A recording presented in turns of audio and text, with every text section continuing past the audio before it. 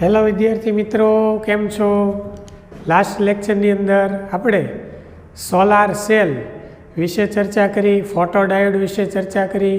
ત્યાર પછીના લેક્ચરની અંદર આપણે ડિજિટલ ઇલેક્ટ્રોનિક્સનો પ્રારંભથી અભ્યાસ કર્યો અને સાથે સાથે આપણે જોયું કે OR ગેટનું કાર્ય શું છે, બરાબર, અને OR ગેટની પરિપથ સંજ્ઞા, ટ્રુથ ટેબલ અને બુલિયન સમીકરણ કેવી રીતે લખાય. તો વિદ્યાર્થી મિત્રો, આજના લેક્ચરની અંદર આપણે OR ગેટનો અભ્યાસ કર્યા પછી બીજો ગેટ એન્ડ ગેટ આવશે, બરાબર. પણ એ પહેલાં આપણે ઉદાહરણના જે દાખલા બાકી છે એની આપણે ચર્ચા કરીએ. તો સૌપ્રથમ ઉદાહરણ નંબર 5 જે વોલ્ટેજ નિયામક પરિપથ પર આધારિત છે, જેને વોલ્ટેજ રેગ્યુલેટર પરિપથ પણ કહેવાય, બરાબર. તો અહીં આપણને રકમની અંદર જુદી જુદી માહિતીઓ આપી છે, તેને રિલેટેડ આપણે એક એક્ઝામ્પલ અહીંયા ગણવાનું છે. તો હું રકમ અહીંથી બોલું છું, એ પ્રમાણે તમારે ધ્યાન આપવાનું છે. તો વિદ્યાર્થી મિત્રો, એક ઝેનર રેગ્યુલેટેડ પાવર સપ્લાયમાં 6 વોલ્ટનો ઝેનર ડાયોડ વોલ્ટેજ ધરાવતો રેગ્યુલેશન માટે ઉપયોગમાં લીધેલ છે. એટલે ઝેનર ડાયોડનો વોલ્ટેજ તમને આપી દીધો છે કેટલો? 6 વોલ્ટ, બરાબર. આગળ વધીએ. જરૂરી લોડ પ્રવાહ 4 મિલી એમ્પિયર છે. એટલે લોડ અવરોધમાંથી વહેતો જે પ્રવાહ છે એને આપણે IL કહેશું, જે 4 મિલી એમ્પિયર છે, બરાબર. આગળ વાત કરીએ તો અનરેગ્યુલેટેડ ઇનપુટ, એટલે કે ઇનપુટ વોલ્ટેજ જે છે એ 10 વોલ્ટ છે, બરાબર. અને શ્રેણી અવરોધ RSનું મૂલ્ય કેટલું હોવું જોઈએ?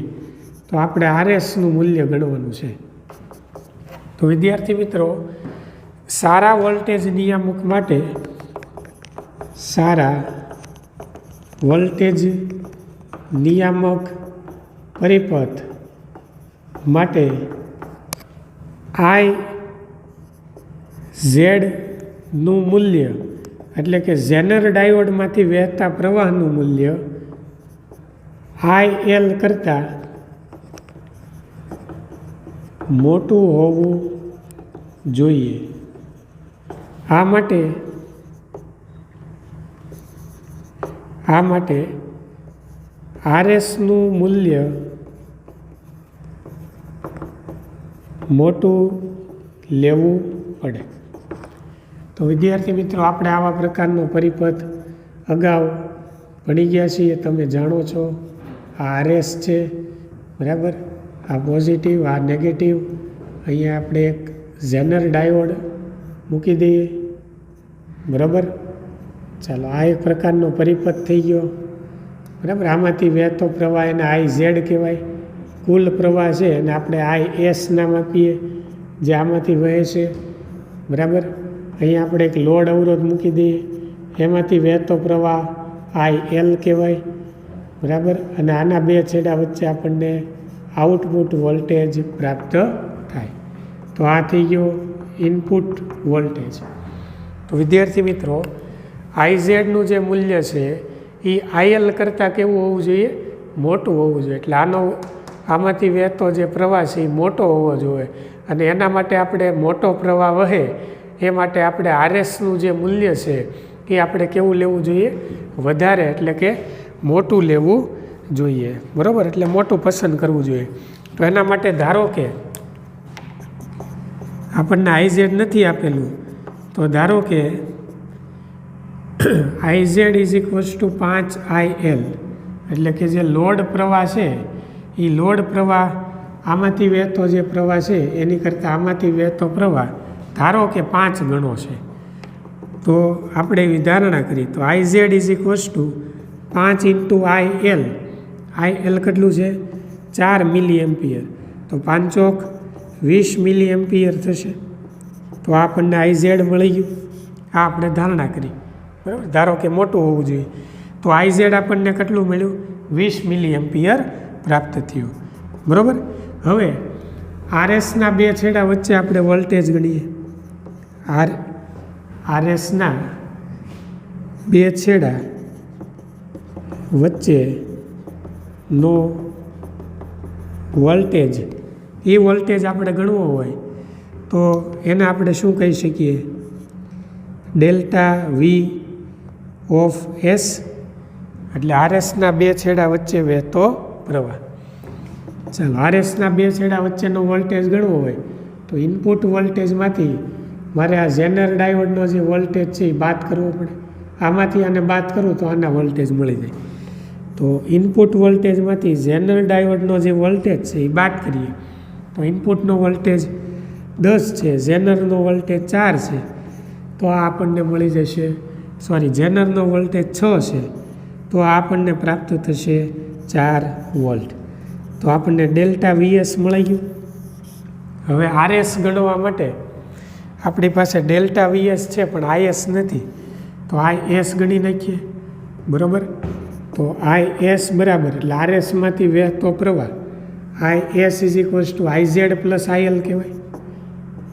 આઈઝેડ પ્લસ આઈએલ, એટલે બંને પ્રવાહોનો સરવાળો આના જેટલો હોય. બરાબર? તેથી આઈએસ ઇઝ ઇક્વલ્સ ટુ આઈઝેડ કેટલું છે? તો કે 20. બરાબર? આઈએલ કેટલું છે? તો કે 4. 20 ને 4 24, બે મિલીમાં છે એટલે મિલી એમ્પિયર. આ આઈએસ થઈ ગયું. હવે અવરોધ આરએસ ગણવો હોય તો અવરોધ આરએસ બરાબર શું કહેવાય? આર બરાબર વી અપોન આઈ, એટલે ડેલ્ટા વીએસ છેદમાં આઈએસ, એટલે વી અપોન આઈ થઈ ગયું. ચાલો, ડેલ્ટા વીએસ કેટલું છે? તો કે 4 છેદમાં 24 મિલી, એટલે 10⁻³ બરાબર? 6 ચોક 24, 1/6, 10⁻³ ઉપર જાય એટલે ફાઇનલી જે આન્સર છે 166.66, એટલે 167 ઓહમ મળે. તો 167 ઓહમનું મૂલ્ય છે એ 150 ઓહમની નજીક કહેવાય. 167 ઓહમની નજીકનું કાર્બન અવરોધનું મૂલ્ય, જે જુદા જુદા રંગના કાર્બન અવરોધ આવે એ કાર્બન અવરોધનું મૂલ્ય 150 ઓહમ છે. જે 167ની આપણે નજીક કાર્બન અવરોધનું મૂલ્ય 150 લઈએ તો 150 ઓહમનો, તેથી 150 ઓહમનો શ્રેણી અવરોધ પરિપથમાં જોડવો જોઈએ. ટૂંકમાં કહેવાનો મતલબ એ છે કે આઈઝેડનું મૂલ્ય છે એ આઈએલ કરતાં કેવું હોવું જોઈએ? મોટું હોવું જોઈએ. એના માટે આરએસ કેવું હોવું જોઈએ? મોટું હોવું જોઈએ. તો આપણે 167 એટલે મોટું જ મળ્યું છે, પણ જે અવરોધ કાર્બન અવરોધના મૂલ્ય 150ની નજીક છે, એટલે આપણે 150 ઓહમનો જો અવરોધ લઈ લઈએ તો આપણને આઈઝેડનું મૂલ્ય મોટું મળે. બરાબર? એટલે આરએસ આપણે નિયર અબાઉટ 150 લઈ શકીએ છીએ. બરાબર? તો આ થઈ ગયું એક્ઝામ્પલ નંબર 5. ચાલો, હવે આપણે વાત કરીએ એક્ઝામ્પલ નંબર 6ની. તો વિદ્યાર્થી મિત્રો, 6ની રકમમાં ધ્યાન આપો. એક્ઝામ્પલ 6માં આપણને એવું કીધું છે કે રિવર્સ બાયસના પ્રવાહ માઇક્રો એમ્પિયરની સરખામણીમાં ફોરવર્ડ બાયસનો જે પ્રવાહ છે મિલી એમ્પિયર હોવાનું જાણીતું છે. તો પછી શા માટે ફોટો ડાયોડનો ઉપયોગ રિવર્સ બાયસમાં જ કરવામાં આવે છે? એટલે ફોટો ડાયોડની આપણે રચના ભણી ગયા કે ફોટો ડાયોડ છે એ પ્રકાશનું, એટલે કે પ્રકાશના જે ફોટોન છે એ ફોટોનની ઉર્જાનું વિદ્યુત ઉર્જામાં રૂપાંતરણ કરે છે. બરાબર? અને એને હંમેશા રિવર્સ બાયસની અંદર જોડવામાં આવે છે. શા માટે એને રિવર્સ બાયસ આપવામાં આવે છે એની આપણે અહીંયા ચર્ચા કરવાની છે. તો વિદ્યાર્થી મિત્રો, સૌપ્રથમ આપણે ફોરવર્ડ બાયસ અને રિવર્સ બાયસની અંદર વપરાતા એવા પ્રવાહની જો ચર્ચા કરીએ તો એક્ઝામ્પલ નંબર 6ની અંદર આપણે જાણીએ છીએ કે n પ્રકારના જે અર્ધવાહકો છે, n પ્રકારના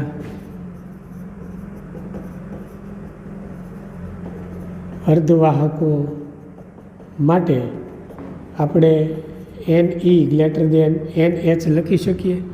એટલે કે n પ્રકારના અર્ધવાહકની અંદર ઇલેક્ટ્રોનની જે સંખ્યા ઘનતા છે એ હોલની સંખ્યા ઘનતા કરતાં કેવી હોય? વધારે હોય. એટલે આપણે અહીંયા n પ્રકારના અર્ધવાહકો માટે શું લખી શકીએ? Ne ગ્રેટર દેન NH લખી શકાય. હવે આપણે ડાયોડનું તાપમાન વધારીએ, તાપમાન વધારતા અથવા કોઈક પ્રકારે તમે પ્રકાશની મદદથી એને ઉર્જા આપો છો, પ્રકાશ આપાત કરવાથી, ચાલો ડાયોડનું તાપમાન વધારીએ, તાપમાન વધારતા અથવા પ્રકાશ આપતા ઉત્પન્ન થતા ઇલેક્ટ્રોન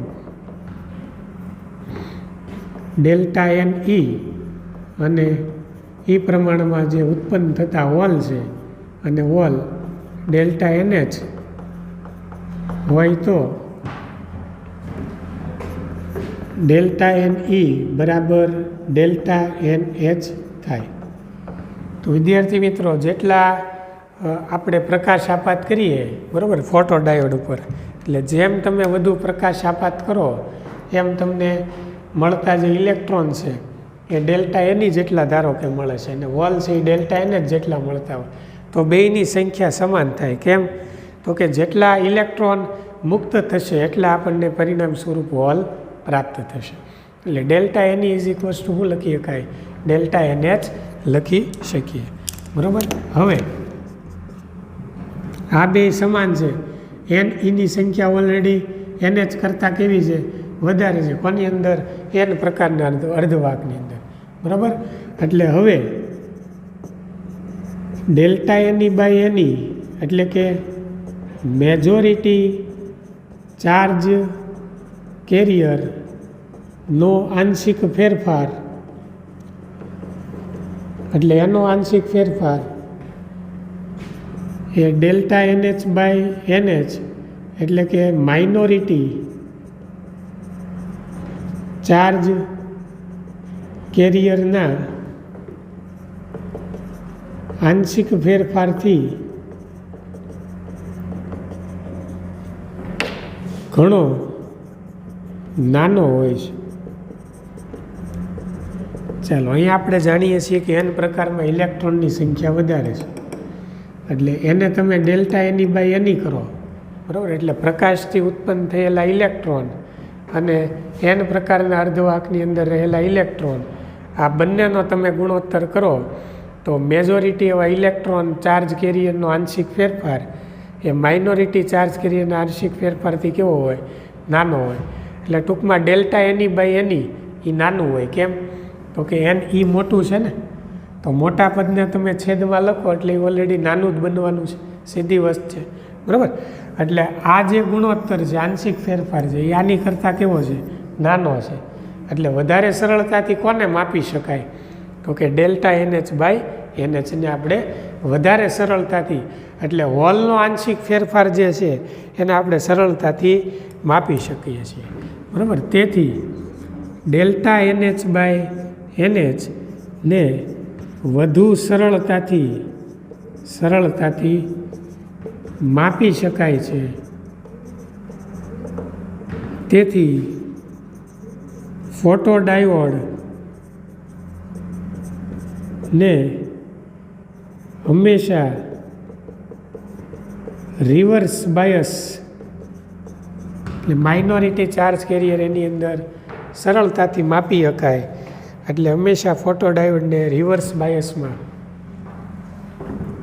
બાયસમાં ઉપયોગમાં લેવામાં આવે છે.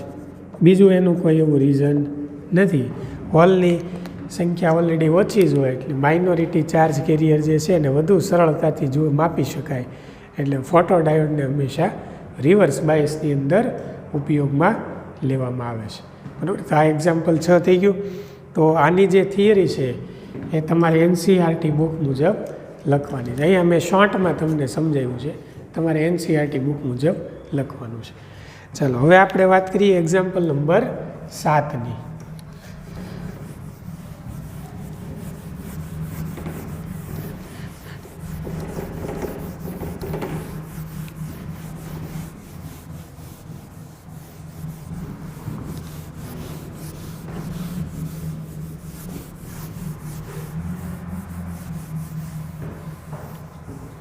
ચાલો એક્ઝામ્પલ 7 એમાં આપણને એવું કીધું છે કે સોલાર સેલમાં શા માટે સિલિકોન અને ગેલિયમ આર્સેનાઇડ પસંદ કરવામાં આવે છે. એક્ઝામ્પલ 7 સોલાર સેલ બનાવવા માટે શા માટે સિલિકોન અને ગેલિયમ આર્સેનાઇડનો ઉપયોગ કરવામાં આવે છે. તો સૌપ્રથમ આપણે જાણીએ છીએ કે સોલાર સેલ એવી અર્ધવાહક રચના છે કે જે પ્રકાશની ઉર્જાનું એટલે કે સૌર ઉર્જાનું વિદ્યુત ઉર્જામાં શું કરે છે, રૂપાંતરણ કરે છે. બરાબર, એટલે આપણે સૌર વિકિરણની તીવ્રતા વિરુદ્ધ ઉર્જા એનર્જી ગેપ ઇલેક્ટ્રોન વોલ્ટમાં, બરાબર, એનો એક આપણે આલેખ દોરીએ તો આ આલેખનું મૂલ્ય જે છે એ આપણને આ પ્રમાણે પ્રાપ્ત થાય છે. બરાબર, તો આને આપણે 1.5 ઇલેક્ટ્રોન વોલ્ટ કહી દઈએ. બરાબર, અહીંયા 2 છે, આ 3 છે અને આ 1.0 એટલે 1 છે. આ તમામ મૂલ્ય જે છે HF એ શેમાં છે, ઇલેક્ટ્રોન વોલ્ટમાં છે. બરાબર, એટલે આ ઉર્જા જે છે ઇલેક્ટ્રોન વોલ્ટમાં દર્શાવી છે. તો વિદ્યાર્થી મિત્રો, સૂર્યપ્રકાશમાંથી મળતી જે ઉર્જા છે, વિકિરણની તીવ્રતા છે, એ તીવ્રતા વિરુદ્ધ આપણે અહીંયા એક ઉર્જા દર્શાવતો આલેખ દર્શાવ્યો છે. તો આલેખ પરથી તમે જોઈ શકો કે 1.5 ઇલેક્ટ્રોન વોલ્ટ પાસે વિકિરણની તીવ્રતા કેવી છે, મહત્તમ છે. અહીંયા આપણે જોઈ શકીએ કે 1.5 ઇલેક્ટ્રોન વોલ્ટ ઉર્જા આગળ જે સૌર વિકિરણની તીવ્રતા છે એ કેવી છે, મહત્તમ છે. હવે આપણે વાત કરીએ સિલિકોનની. તો વિદ્યાર્થી મિત્રો, સિલિકોન માટે આ જે ઉર્જા છે 1.1 ઇલેક્ટ્રોન વોલ્ટ છે અને ગેલિયમ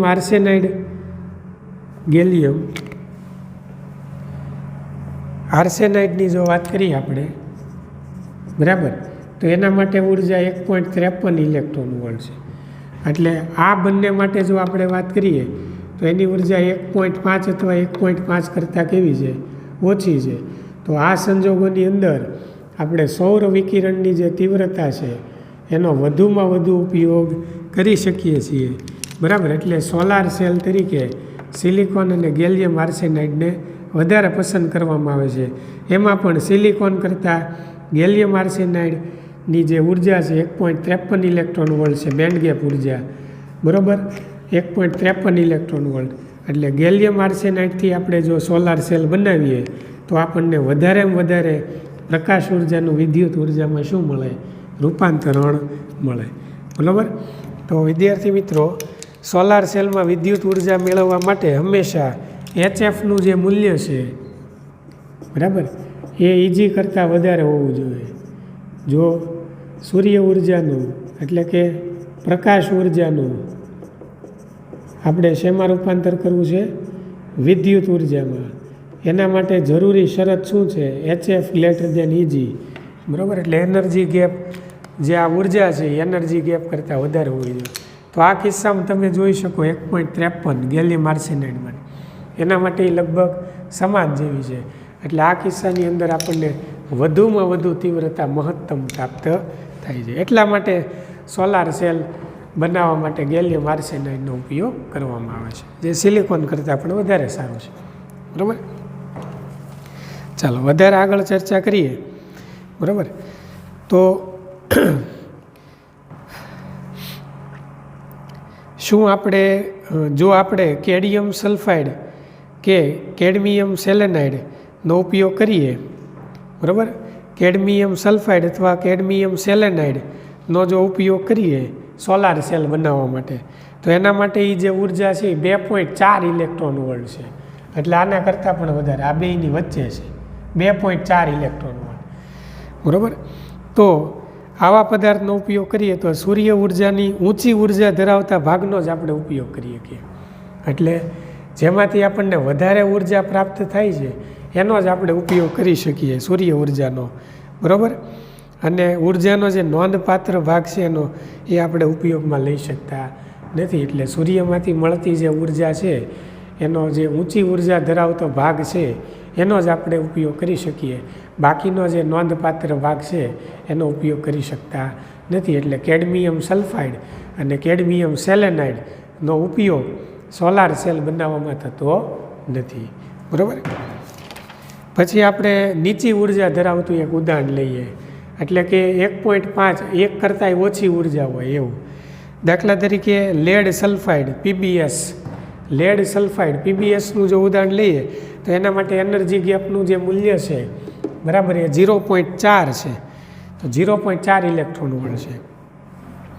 તો જો આપણે પીબીએસ એટલે લેડ સલ્ફાઇડનો ઉપયોગ કરીએ તો મોટા ભાગના સૂર્ય વિકિરણ સોલાર સેલના ઉપરના સ્તરમાં શોષાઈ જાય અને ડેપ્લેશન સ્તરની અંદર અથવા નજીક પહોંચી શકે નહીં. તેથી ફોટો રૂપાંતરણ એટલે કે ઇલેક્ટ્રોન વોલ્ટ અહીંયા છૂટા પડે નહીં. એટલે વિદ્યાર્થી મિત્રો, જો ઉર્જા બહુ ઓછી હોય, એક ઇલેક્ટ્રોન વોલ્ટથી પણ ઓછી હોય, તો સોલાર સેલનું જે ઉપરનું સ્તર છે પારદર્શક સ્તર, એમાં જ મોટાભાગની ઉર્જા જે છે એ શોષાઈ જાય, કારણ કે ઉર્જાનું મૂલ્ય ઓછું છે. બરાબર. તો પીએન જંક્શનને વધારે ઉર્જા મળે નહીં. પીએન જંક્શનને વધારે ઉર્જા ન મળે તો ઇલેક્ટ્રોન હોલ છૂટા પડે નહીં. ઇલેક્ટ્રોન હોલ છૂટા પડે નહીં તો ફોટોનનું રૂપાંતરણ થાય ને ઈએમએફ આપણને પ્રાપ્ત થાય નહીં. બરાબર. એટલે બહુ ઓછી ઉર્જાનો પણ ઉપયોગ ન કરી શકાય ને બહુ વધારે ઉર્જાનો પણ ઉપયોગ કરી શકાય નહીં. એટલે વધુમાં વધુ આપણે 1.1 થી 1.5 એટલે આ બેની વચ્ચે જે ઉર્જા છે એ ઉર્જા આપણે સૌર વિકિરણની તીવ્રતાથી જો આટલી ઉર્જાનો ઉપયોગ આપણે કરીએ, બરાબર, તો આપણે એની મદદથી સોલાર સેલમાં મળતી જે વિદ્યુત ઉર્જા છે એ આપણે વધુમાં વધુ પ્રાપ્ત કરી શકીએ છીએ. બરાબર. તો આ એનું રીઝન થઈ ગયું. હવે આની જે થિયરી છે એ પણ તમારે એનસીઆરટી બુક મુજબ મુદ્દા વાઇઝ લખવાની છે. બરાબર. અહીંયા મેં તમને તમામ મુદ્દા સમજાવી દીધા છે. બરાબર. ચાલો હવે આપણે આગળ વાત કરીએ તો એક સ્વાધ્યાયનો આપણે દાખલો લઈ લઈએ. બરાબર.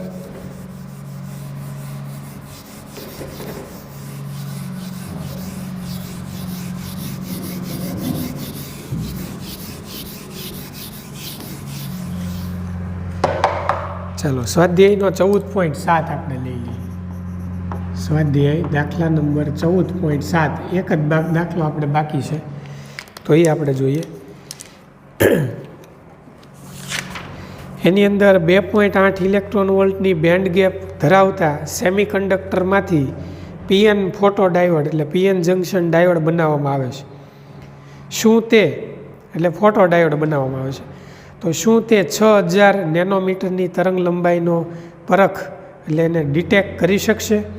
તો 6000 નેનોમીટર તરંગ લંબાઈ 6000 નેનોમીટર તરંગ લંબાઈ ના વિકિરણની પહેલાં તો આપણે ઉર્જા ગણવી પડશે. તો ઉર્જાનું સૂત્ર E બરાબર HF એટલે કે HC/લેમ્બડા. તેથી E બરાબર H એટલે 6.625 × 10⁻⁴ આ પ્લાન્ક અચળાંક છે × 3 × 10⁸ એના છેદમાં તરંગ લંબાઈ 6000 આપી છે એટલે 6000 નેનોમીટર એટલે 10⁻⁹ બધાનું સાદુરૂપ આપતા ફાઇનલી આન્સર આપણને 0.207 ઇલેક્ટ્રોન વોલ્ટ એટલે પહેલાં જૂલમાં મળે. જૂલને આપણે ઇલેક્ટ્રોન વોલ્ટમાં ફેરવવા 1.6 × 10⁻⁹ વડે ગુણવું પડે, કારણ કે એક ઇલેક્ટ્રોન વોલ્ટ બરાબર 1.6 × 10⁻⁹ જૂલ થાય. એટલે પહેલાં જવાબ જૂલમાં મળે એને ડાયરેક્ટ ઇલેક્ટ્રોન વોલ્ટમાં ગણવા માટે આપણે 1.6 વડે ભાંગવું પડે. એટલે આ જવાબ 0.207 ઇલેક્ટ્રોન વોલ્ટ મળે. એટલે આટલી તરંગ લંબાઈના પ્રકાશથી આપણને આટલી ઉર્જા મળે. બરાબર. તો અહીંયા જે ફોટો ડાયોડ આપણે બેન્ડ ગેપ ધરાવતો જે લીધો છે, બરાબર, એ કિસ્સામાં અહીં E લેસ ધેન EG હોવાથી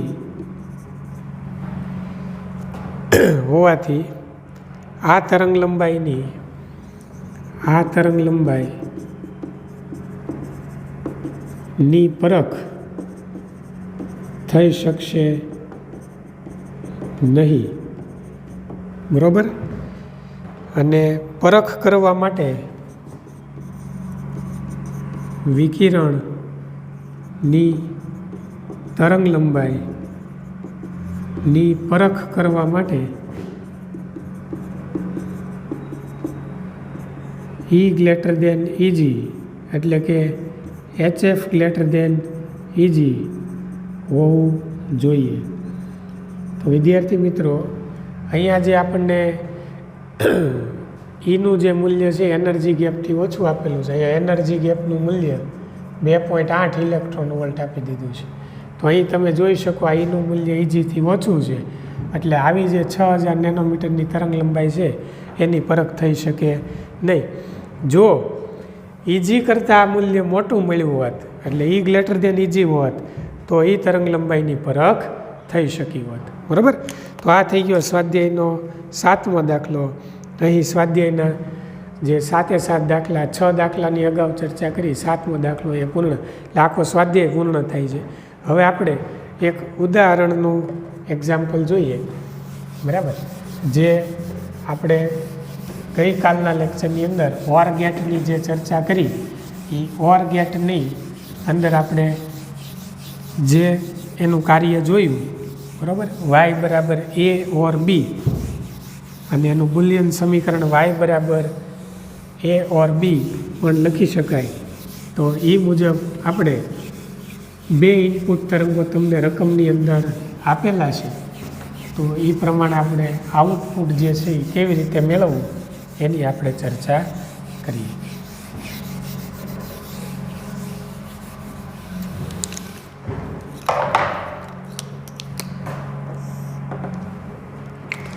તો નેક્સ્ટ આપણે દાખલા નંબર જોઈએ.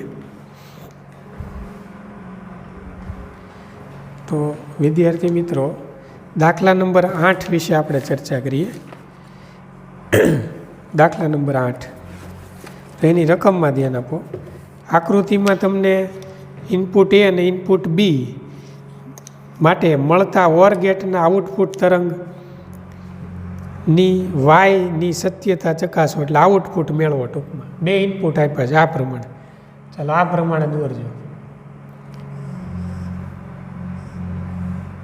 બરાબર. આ ઇનપુટ A છે,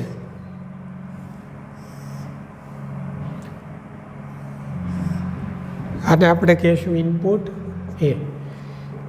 ચાલો અહીં આપણે સમય જે છે એને T1 કહી દઈએ, એટલે આ જે સમયગાળો છે એ T1 જેટલો છે, બરાબર. અહીંયા નજીકમાં જે સમયગાળો આપ્યો છે એ T2 છે. ત્રીજો જે સમયગાળો છે એ T3 છે, બરાબર. ચોથો સમયગાળો અહીં આપેલો છે T4.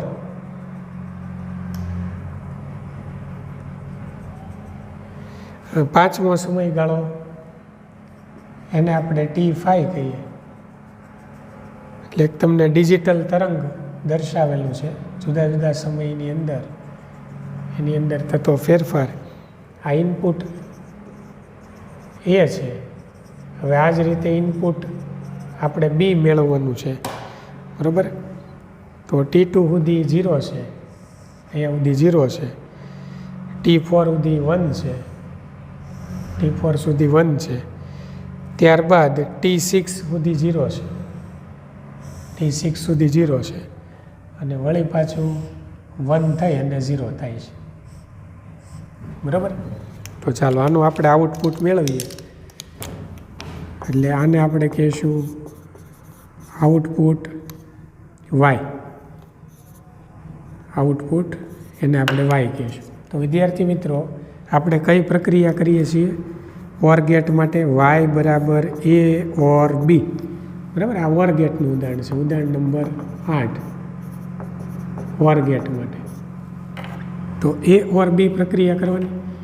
તો આને આપણે 0 કહીએ તો આ 0 થશે, અને 1 કયો, આ 0 છે, આ 1 છે, આ પાછું 1 છે, બરાબર.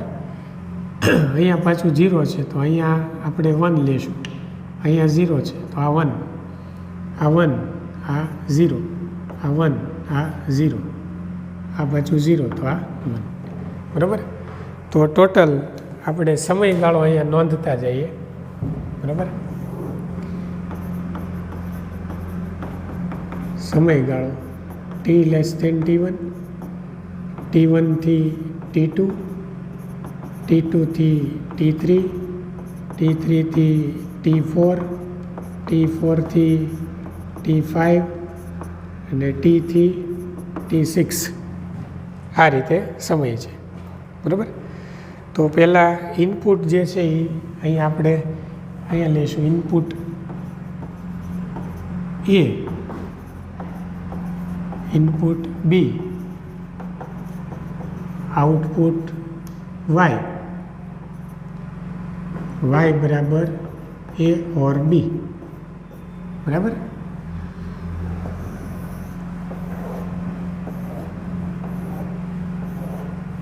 રેડી. તો પહેલું ઇનપુટ પહેલાં બે 0 0 છે એટલે અહીંયા તમે જોઈ શકો બે 0 0 છે, પછી 1 0 છે, 1 0, ત્યારબાદ 1 1 એટલે 1 1 1 1, ત્યારબાદ પાછું 0 1 એટલે કે 0 1, પાછું 0 1 એટલે 0 1 પછી 0 0, t4 થી t5 ની વચ્ચે, t4 થી t5 ની વચ્ચે બે પાછું 0 0 છે. એટલે રકમ મુજબ આપણે કામ કરીએ. પહેલું બે 0 0, 1 0, 1 1, પાછું 0 1, t4 થી t5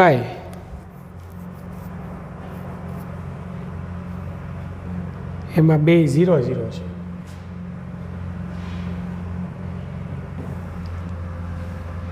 એટલે અહીંયા તરંગ છે આ રીતે આપણે દોરવું પડશે.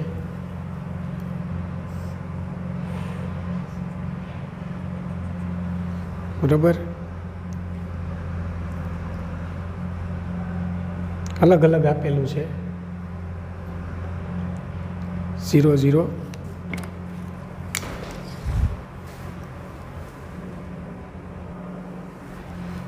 ચાલો વિદ્યાર્થી મિત્રો, હવે આપણે આનો આઉટપુટ મેળવીએ તો y બરાબર A ઓર B પ્રક્રિયા કરો. 0 0 એટલે 0, 1 0 1, 1 1 1, 0 1 1, 0 0 0, 1 0 1, 0 1 1. બરાબર. તો આ પ્રમાણે આપણે આકૃતિ દોરવાની છે.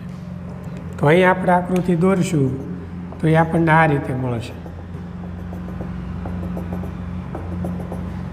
પહેલું 0, બરાબર, એટલે આ 0, ચાલો આ 0, પછી 1, ચાલો આ 1, પાછું 1 એટલે પાછું 1, બરાબર, પછી પાછું 1 એટલે આ એક 1, બરાબર, પછી પાછું 0 એટલે તરંગ નીચે આવશે, પછી 1 1, આ 1 અહીંયા 1, બરાબર. તો આ થઈ ગયું તમારું આઉટપુટ તરંગ. બરાબર. 0 1 1 0 1 1. રેડી. તો આ રીતે તમે આઉટપુટ દોરી શકો. નેક્સ્ટ લેક્ચરથી આપણે એન્ડ ગેટ અને એના એક્ઝામ્પલની ચર્ચા કરીને બીજા ગેટ વિશે ચર્ચા કરીશું.